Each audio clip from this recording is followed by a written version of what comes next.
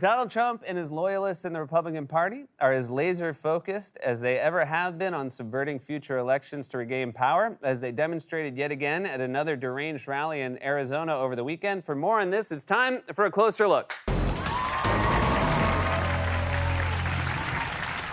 Well, today is Martin Luther King Jr. Day, which means it's a day full of Republican politicians who support voter suppression efforts and have spent months fanning a crazed right-wing panic over so-called critical race theory, deceptively quoting Dr. King out of context, like the new governor of Virginia, Glenn Youngkin, who signed an executive order banning the teaching of critical race theory on his first day in office, and then went on Fox News and quoted Dr. King. We're not going to teach our children to view everything through a lens of race.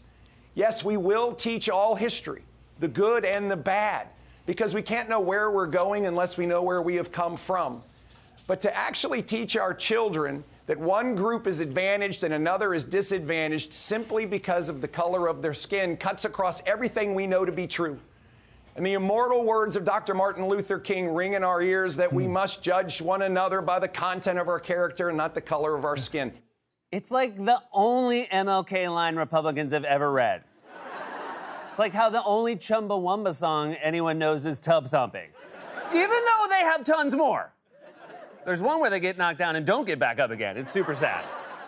Played it at my grandpa's funeral. See? This is what happens when you do a show at an empty apartment for a week. You forget how jokes go when they're in a room full of human beings with souls. Yeah, anyway. Republicans quote Dr. King the way Trump confidently dances to YMCA, but doesn't seem to know anything about the Village People or the context of the song.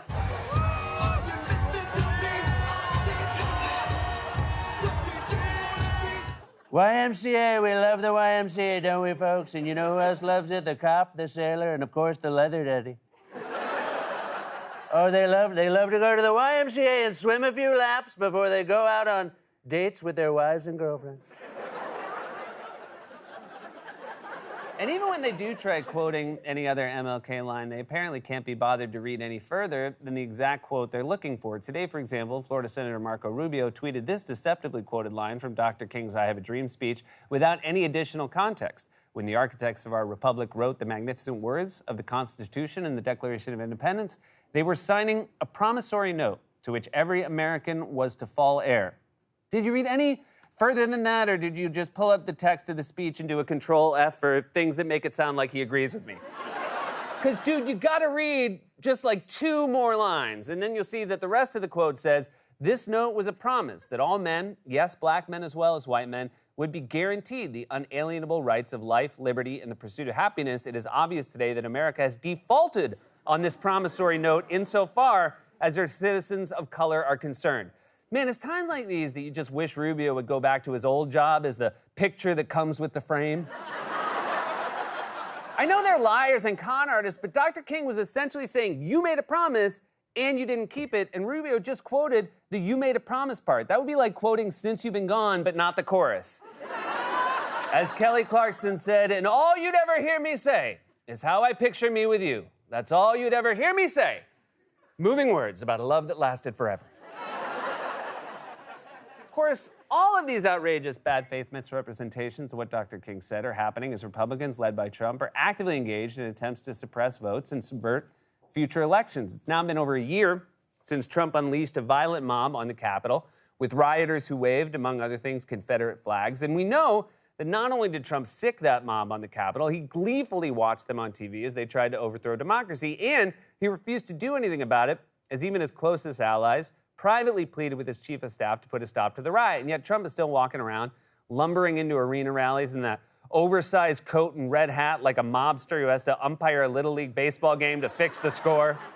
Strike 3, you're out. But that was the first pitch. Hey, kid, get lost, or the only thing you'll be sliding into is the East River. Trump is still free, somehow, despite multiple investigations into his business and political activity, including his attempt to shake down the Georgia Secretary of State to, quote, find enough votes for him to win. Now, I could cite any number of legal experts or constitutional scholars, but instead, I'd like to highlight an esteemed voice who I consider far more of an authority on these issues. That's right, Little Steven. What kind of country do we live in where the guy's not charged? We're living in an asylum. Okay, we're living in an insane asylum right now. Okay, if you commit your crimes in broad daylight, then it's okay. I mean, I can make a case right now, that this guy's guilty of treason 10 times over, but he's on videotape saying, "Go down, overthrow the government." The guy is a criminal. He's in a criminal empire, and the bigger his crimes, the more public they are, the more he gets away with it. And this is why Biden's approval rating is so low. Okay, it's because America respects strength, and they'll even take it from a phony buffoon, blowhard like Trump, who's not strong, but he pretends to be strong. So they even go with that. We got the biggest criminal in the world running around playing golf.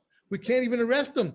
I love listening to political opinions in that accent. It makes me feel like I'm in a taxi cab begging the driver to keep his eyes on the road. I'm surprised he didn't end his rant with, "So, near corner or far corner?" Honestly, they should let Steven prosecute the case against Trump, although they'd probably just make him share a mic with Merrick Garland. It's also remarkable how Trump has driven everyone so insane they're becoming more and more like their fictional characters. Arnold Schwarzenegger brandishes Conan's sword, De Niro's dropping F-bombs like he's in Goodfellas, and now little Steven's saying people respect strength like he's advising Tony on what to do about Uncle Junior. Next thing you know, Nick Cage is going to try to steal the actual Declaration of Independence. "We have to protect it from Donald Trump! Go see Pig!"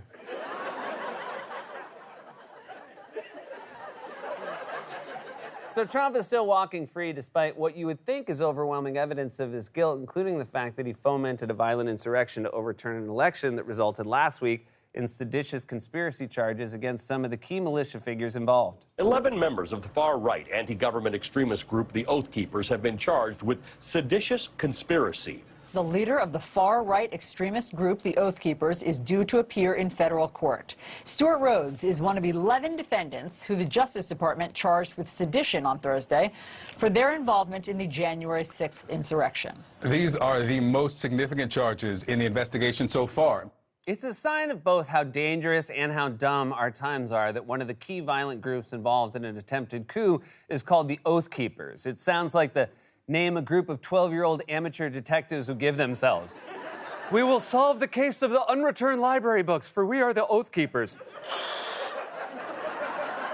Oath Keepers sounds like a Yellow Jackets knockoff about a group of teen girls who have to keep a terrible secret, although I would definitely watch a show about a group of teen girls plus Donald Trump who had to keep a secret because it would be only a half an episode before he gave it up. "What happened to you in the woods?" "We did what we had to do to survive." "We ate Claire.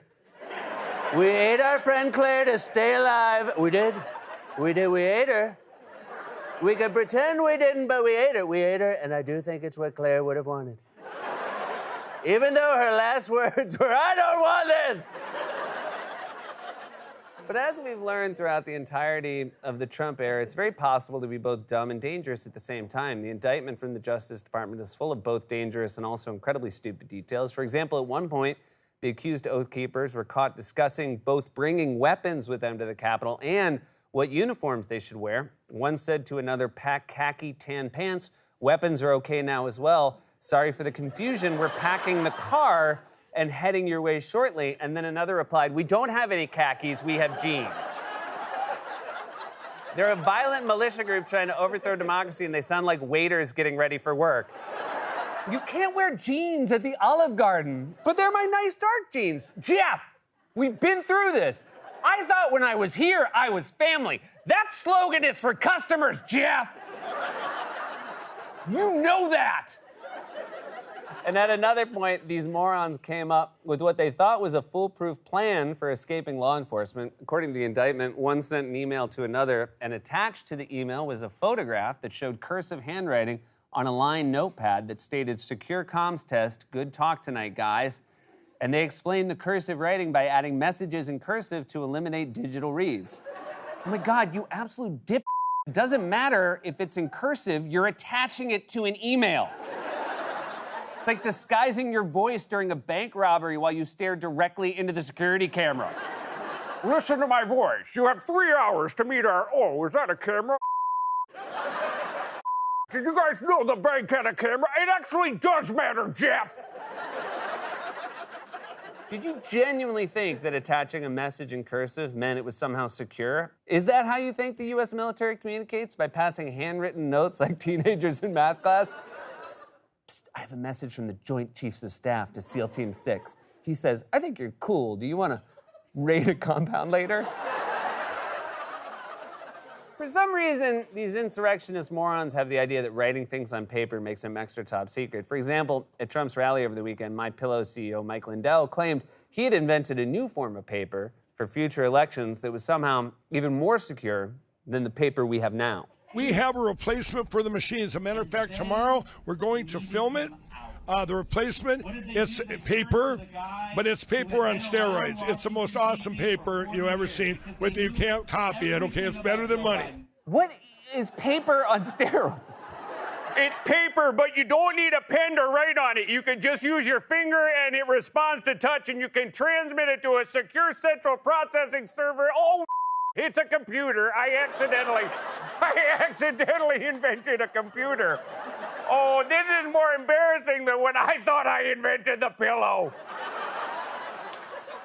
The coup attempt Trump and his gang of authoritarian dopes started shortly after the November 2020 election is ongoing. It's just a slow-moving coup now, and they're trying to pull it off without too many people noticing, which is why we have to pass urgently needed voting and election reforms and hold the people who staged the insurrection responsible. Otherwise, they'll do it again. They'll try to overthrow democracy and shred the Constitution, which, as the founders themselves put it, is the most awesome paper you've ever seen. This has been A Closer Look. God's Love We Deliver cooks and brings over 2 million meals a year to men, women, and children living with HIV/AIDS, cancer, and other serious illnesses, and they need your help now more than ever. If you're watching this online, you can hit the donate button. Stay safe. Get vaccinated. We love you.